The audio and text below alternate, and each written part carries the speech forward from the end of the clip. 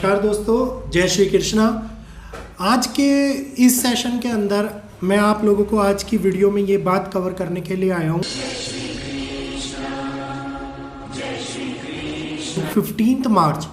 Comments में एक ऐसी डेट जो बार बार घूम रही है, बहुत सारे लोगों ने इस डेट को एक ऐसी कॉम्प्लिकेटेड डेट के रूप में बताया कि ये जब जाएगी तो दुनिया के अंदर बहुत कुछ आने वाला है।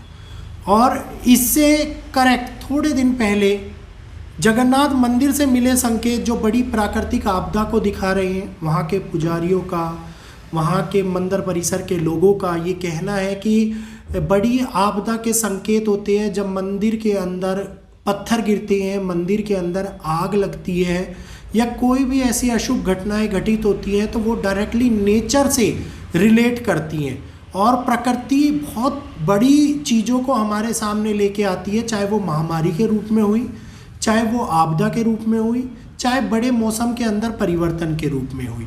तो आज 3 महीने जो ऐसी डेट्स हैं जो 7 दिन पूरे के पूरे 3 महीने को रिलेट कर रही हैं। 15 मार्च एक इम्पॉर्टेंट समय है। हर कोई इस डेट को बहुत ही ज़्यादा सतर्क रूप में ले रहा है। सूर्य का राहु की छाया पड़ना, सभी लोगों को पता है कि एक ग्रहण की उत्पत्ति होती है और सूर्य का राहु के साथ में मिलन करना, राहु की पूरी छाया उसके ऊपर पड़ना, ये दिखाता है कि कुछ ना कुछ दुनिया के अंदर अशुभ होने वाला है, नेगेटिव होने वाला है। इसके 3 दिन के बाद में शनि देव का उदय होना, कर्मों के देवता का उदय होना, एक ऐसा समय आ रहा है जो 6 महीने को रिलेट कर रहा है। मतलब देखिए, एक समय 3 महीने को रिलेट कर रहा है, एक समय ग्रहों का 6 महीने को रिलेट कर रहा है कि हम लोग अगर कर्म नहीं करेंगे तो हम अपने पूरे 2024 को खराब कर लेंगे। तो कर्मों के साथ चलने का समय,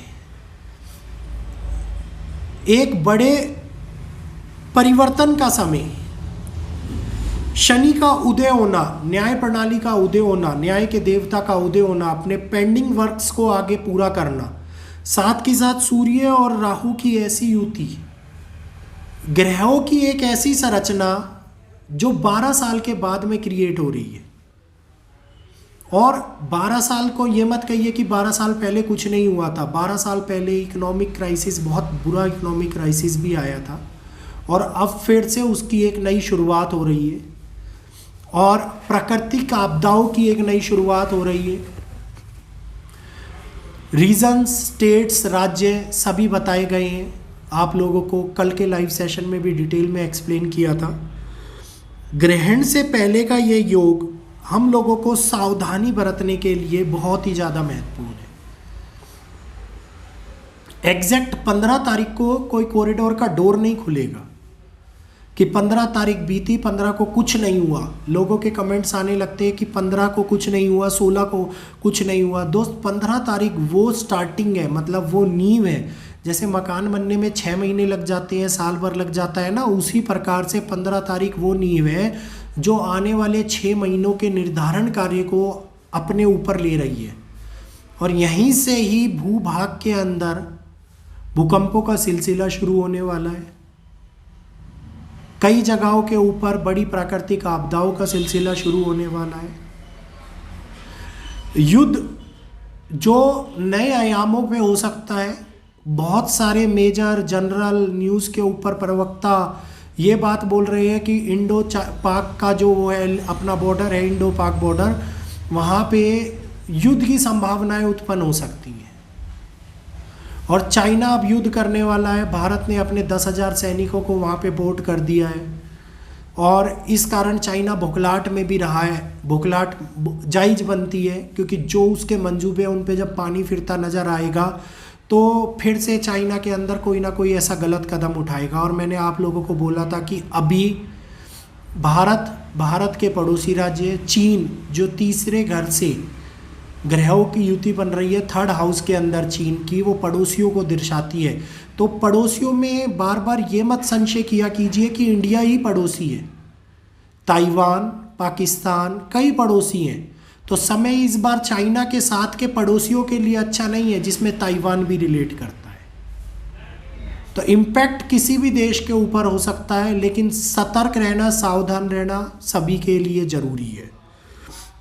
अपने कर्मों को आगे बढ़ाने का समय है। अगर हम अपने कर्मों को आगे नहीं बढ़ाएंगे, शांतिपूर्वक बैठे रहेंगे, ये सोचेंगे, जैसे कल एक कमेंट आया कि क्या मैं पढ़ाई छोड़ दूं। आप लोग, मैंने उस कमेंट को हटवाया भी नहीं है, आप देखेंगे उस कमेंट को। मैं बार बार बोलता हूं कि ये समय अब कर्म करने का समय है। ये समय अपनी नियति को आगे बढ़ाने का, अपने भाग्य को आगे बढ़ाने का समय है।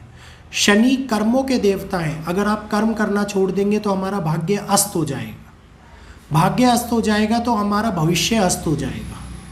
तो कर्मों को करना, पढ़ाई करना, नौकरी करना, आगे नई स्टार्टिंग करना, कोई नया स्टार्टअप करना बहुत ज़्यादा महत्वपूर्ण है इस समय के अंदर। किसी भी प्रकार के रुचिवादी या फिर किसी भी प्रकार के ऐसे नैतिक कर्मों के साथ में हमें अपने आप को जोड़ के रखना चाहिए जो हमारे आने वाले भविष्य के ऊपर बहुत बड़ा असर डाल सकते हैं। तो अगर कुछ अच्छा होगा तो आने वाले 6 महीने अच्छे होने वाले हैं। अगर कुछ बुरी शुरुआत होगी तो आने वाले 6 महीने बुरे होने वाले हैं। फर्क इतना है कि हमारे ऊपर किसका प्रभाव कैसा पड़ता है और हम उसको किस प्रकार से शुरुआत करते हैं। 7 डेज 15 मार्च से कैलकुलेट कर लेना। 7 डेज दुनिया के अंदर ऐसे परिवर्तन को दिखा रहे हैं जिसमें किसी भी प्रकार की शुरुआत आने वाले 3 महीनों को डायरेक्टली इम्पैक्ट करेगी, डायरेक्टली रिलेट करेगी। मतलब इस 3 महीनों के अंदर अगर शांतिवादी प्रस्ताव हुआ किसी युद्ध के मध्य में तो युद्ध समाप्त हो सकता है। इन 7 दिनों के अंदर अगर कोई नया युद्ध शुरू हुआ तो आगे हड़कंप मच सकता है दुनिया के अंदर। हूतियों का प्रभाव बढ़ता जा रहा है, प्रहार बढ़ता जा रहा है। किसी भी देश के शिप के ऊपर वो हमला कर दे रहे हैं, भयंकर मिसाइलों से हमला कर दे रहे हैं। देश अभी थोड़ा सा इसको शांति व्यवस्थित करते हुए सोच रहे हैं। एक सर्वशक्तिशाली देश यूएसए, जिसमें भी इलेक्शनों का टाइम आ रहा है, तो वो भी सोच समझ के कदम उठा रहा है। भारत आगे बढ़ता हुआ दूसरा सर्वशक्तिशाली देश, मैं तो दूसरा ही मानता हूँ, बाकी लोग कुछ भी माने कैलकुलेटिव फिगर्स के अंदर, मेरे लिए मेरा भारत सबसे महान है। तो भारत के लिए भी ये समय बहुत ही ज़्यादा महत्वपूर्ण है। आचार संहिता लगने वाली है और इस समय के अंदर अगर कोई भी कुछ भी घटित हुआ तो डायरेक्टली राष्ट्रपति शासन लग सकता है। तो बहुत सोच समझ के विचार करके कार्य करने का समय है। सावधान होना जरूरी है, डरना जरूरी नहीं है। सतर्कवाणी सावधान करने के लिए होती है, डराने के लिए नहीं होती है। 15 मार्च एकदम से स्टार्ट नहीं होगा, धीरे धीरे स्टार्ट होगा। अपने कर्मों को सुधारो, प्रभु भक्ति में लीन रहो, नैतिक कार्यों को आगे बढ़ाओ, जॉब करो, बिजनेस करो, कुछ भी करो। अगर कोई भी ऐसी कठिनाइयाँ जीवन में उत्पन्न हो रही हैं जिन कठिनाइयों का आपके पास में सॉल्यूशन नहीं है, तो आप डायरेक्टली मेरे से संपर्क कर सकते हैं अपनी कुंडली दिखाने के माध्यम से। ग्रहों का कोई बड़ा अड़चन आ रही है तो डेफिनेटली उसका कोई ना कोई इलाज होता है, वो इलाज मैं आप लोगों को बताऊंगा। और ईश्वर ने चाहा तो सभी के घरों में सुख शांति रहेगी। तो दोस्तों आज के लिए इतना ही। जय श्री कृष्णा, जय माता दी। वीडियो अच्छा लगा हो तो ज़्यादा से ज़्यादा लोगों तक शेयर कीजिए। 15 मार्च से डरे नहीं, 15 मार्च से एक नई शुरुआत को कीजिए। फिर मिलूँगा आपसे आप ही के अपने चैनल के ऊपर।